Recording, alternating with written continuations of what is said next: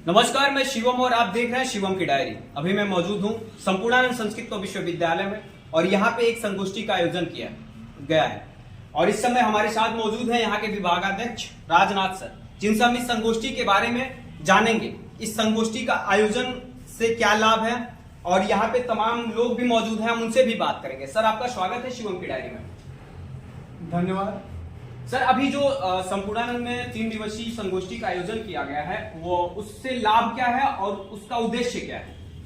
उससे पहली लाभ तो यह है कि गांधी के विचारधारा को हमें घर घर तक, जन जन तक पहुंचाना है जी।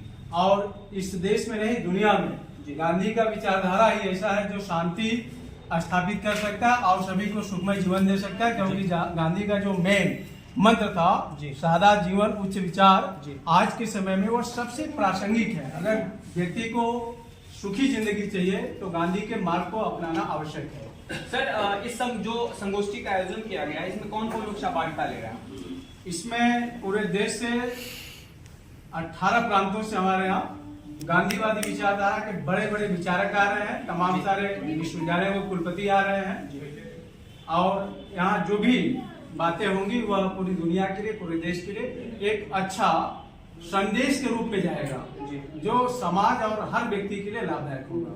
अभी सर, ये जो चल रहा है संपूर्णानंद में संगोष्ठी का आयोजन किया गया, तो इसमें जर्नलिज्म के जो छात्र हैं उनके लिए आप क्या कहना चाहते हैं? जर्नलिज्म के छात्रों के लिए मेरा यही संदेश होगा इस संगोष्ठी के लिए कि वो हर सत्र में रिपोर्टिंग करेंगे, उससे वो गांधी के विचारों से भी परिचित होंगे और पत्रकारिता के क्षेत्र में किस प्रकार से रिपोर्टिंग किया जाता है उनको यह सीखने का भी अवसर मिलेगा। और हमारा जो एक 5वां पेपर है, प्रश्न पत्र है चतुर्थ सेमेस्टर का, वो उनको उसी आधार पर हमने कहा कि आपका वही पेपर भी आंसर के रूप में हम काउंट करेंगे। अभी यहाँ पे कुछ और लोग मौजूद हैं जो इस कार्यक्रम में सहभागिता अपना लिए हुए हैं। सर, आपका स्वागत है शिवम की डायरी में। ये संगोष्ठी वस्तुतः अधिवेशन है जी। Indian society of Gandhian studies का, जी, जो एक राष्ट्रीय संस्था है जी, गांधी चिंतन से जुड़े हुए बौद्धिकों। कभी 1972 में जी, इसकी संस्थापना आचार्य कृपलानी जैसे लोगों ने और उसके साथ देश के बहुत जाने माने गांधीवादी जो एक्टिविस्ट थे उन लोगों ने मिलकर के किया था कि जो सक्रिय जीवन में गांधी को जीने वाला इस तरह का नेतृत्व है और जो शैक्षणिक संस्थाओं में गांधीवादी बौद्धिक हैं तो वो सब इसके साथ जुड़े।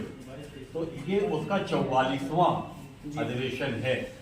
50 साल से ज़्यादा की यात्रा Indian society of Gandhian studies की पूरी हो चुकी है और ये 44वां अधिवेशन बनारस में हो रहा है। बनारस को ये सौभाग्य प्राप्त है कि ये बनारस में होने वाला उसका 3रा अधिवेशन होगा। इससे पहले के 2 अधिवेशन गांधी जी से जुड़ी संस्था जो रही है नगर की महात्मा गांधी काशी विद्यापीठ, जिसके गांधी अध्ययन पीठ के अध्यक्ष यहाँ बैठे हुए हैं, यही संयोजक थे। 2 बार राम प्रकाश द्विवेदी जी, डॉक्टर राम प्रकाश द्विवेदी जी पहले करा चुके हैं। इस समय मैं उस संस्था का अध्यक्ष हूँ। पिछला अधिवेशन जो कोल्हापुर में हुआ था वहाँ मुझे अध्यक्ष चुना गया था और मैं भी चूँकि मूलतः बनारस से हूँ, महात्मा गांधी काशी विद्यापीठ से सेवानिवृत्त राजनीति शास्त्र का प्रोफेसर रहा हूँ, तो मेरे मन में भाव आया कि ये बनारस में हो। और द्विवेदी जी से परामर्श करने के बाद और संपूर्णानंद संस्कृत विश्वविद्यालय में राजनाथ जी और प्रोफेसर शैलेश जी, दोनों लोगों से परामर्श करने के बाद ये तय हुआ कि इसे संपूर्णानंद संस्कृत विश्वविद्यालय में ऑर्गेनाइज किया गया। गांधी चिंतन का अपना वैश्विक महत्व है। गांधी गोली से नहीं मरे और इसलिए नहीं मरे कि गांधी केवल व्यक्ति नहीं, विचार भी थे और इसीलिए गांधी, महात्मा गांधी अतीत ही नहीं भविष्य भी, और उनके चिंतन का, उनके विचारों का कोई भी जीवन का, मानवता के जीवन का, प्रकृति के जीवन का कोई भी ऐसा पहलू नहीं जिसे वो चिंतन स्पर्श नहीं करता।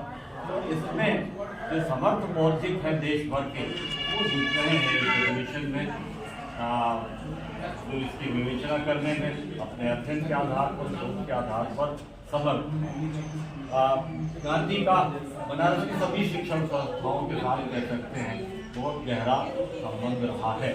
जब गांधी अफ्रीका से लौटे थे तो लौटने के बाद साल भर तक घूमते रहे हिंदुस्तान को जानने और समझने के लिए, और उस क्रम में पहला भाषण उनका बनारस में हुआ था।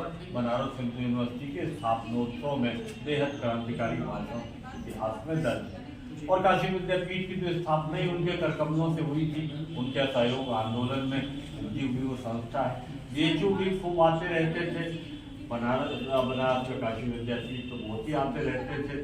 13 बार वो बनारस आए, उसमें 11 बार बनारस आने के लिए आए, 2 बार कहीं आने जाने के क्रम में बनारस वो आए थे। लेकिन तीसरी जो महत्वपूर्ण संस्था है संपूर्णानंद संस्कृत विश्वविद्यालय, जहाँ ये अधिवेशन होने जा रहा है 15, 16, 17 दिसंबर को, तो ये विश्वविद्यालय तो विश्वविद्यालय के रूप में आज़ादी के बाद संस्थापित हुआ। जब संपूर्णानंद ये मुख्यमंत्री थे जिनके नाम पर ये विश्वविद्यालय है, पहले वाराणसी संस्कृत विश्वविद्यालय था, और कमलापति त्रिपाठी जी जो उस समय शिक्षा मंत्री थे तो उन्होंने इसे विश्वविद्यालय का रूप दिया।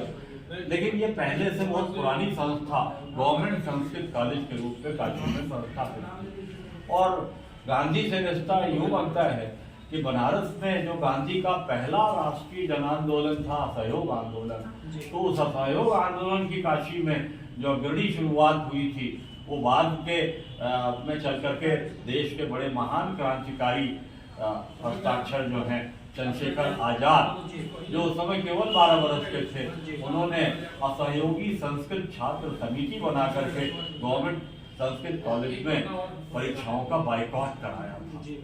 तो वही संस्था आज संपूर्णानंद संस्कृत विश्वविद्यालय है। तो इसके इतिहास के साथ भी गांधी का गहरा रिश्ता है, इसलिए गौरव की बात है हम सब के लिए कि काशी विद्यापीठ में जो अधिवेशन इसके हुए हैं, इस बार ये अधिवेशन संपूर्णानंद संस्कृत विश्वविद्यालय में आयोजित हो रहा है, जिसका लाभ विद्यार्थियों को, शोधार्थियों को, गांधी दर्शन में अभिरुचि रखने वाले सभी लोगों को मिलेगा। देश भर से पार्टिसिपेशन आ रहा है। सैकड़ों के लगभग पत्र यहाँ रिसीव हो चुके हैं। अभी और भी शोध पत्र आएंगे जिनका वाचन और प्रस्तुतिकरण इसमें होगा।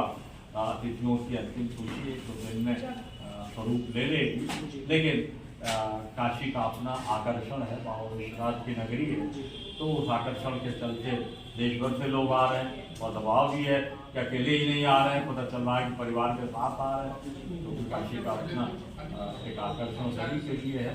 तो हम सब तैयारियों में लगे हुए हैं देश भर से समागम में आने वाले गांधीवादियों के स्वागत के लिए।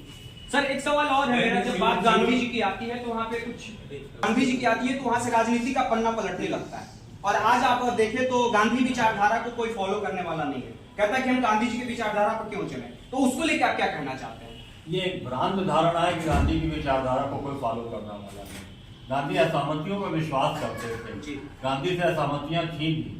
वो पिस्तौल भी वैचारिक असहमति की ही थी जिससे निकली हुई गोली ने गांधी का सीना छलनी किया था। लेकिन क्योंकि गांधी ने किसी की दुकान नहीं कब्जा की थी, किसी का खेत नहीं जोता था, तो असहमतियों के पिस्तौल से ही वो गोली निकली थी। लेकिन आज का सबसे बड़ा सच ये है कि देश में जो गांधी से असहमत भी थे वो भी आज गांधी से सहमत है। ये एक यथार्थ है। और हम कह सकते हैं कि जैसे कौन कितना सहमत है, कौन कितना पकड़ता है गांधी को, कितना छूता है, इसमें मात्रात्मक गुणात्मक अंतर हो सकता है। लेकिन गांधी को नकारने की स्थिति में न कोई राजनीतिक खेमा है, न कोई सामाजिक खेमा है, या जिन लोगों को भी मानवता से जुड़ी हुई, प्रकृति के विकास से जुड़ी हुई चिंता है, वो सब समाधान खोजने के लिए कहीं न कहीं गांधी की खिड़की खोल करके उनके विचारों की तरफ झांकने की कोशिश करते हैं। तो आप यूँ कह सकते हैं कि जैसे किसी हिंदू की पूजा बिना श्री गणेशाय नमः कहे शुरू नहीं होती, हिंदुस्तान में गांधी का नाम लिए बिना राजनीति की बात नहीं हो सकती, मानवीय समस्याओं के समाधान की बात नहीं हो सकती, और हिंदुस्तान ही क्या दुनिया में भी नहीं हो पा रही। बहुत बहुत धन्यवाद सर। मैं शिवम, कैमरामैन धनंजय पांडे के साथ वाराणसी से, धन्यवाद।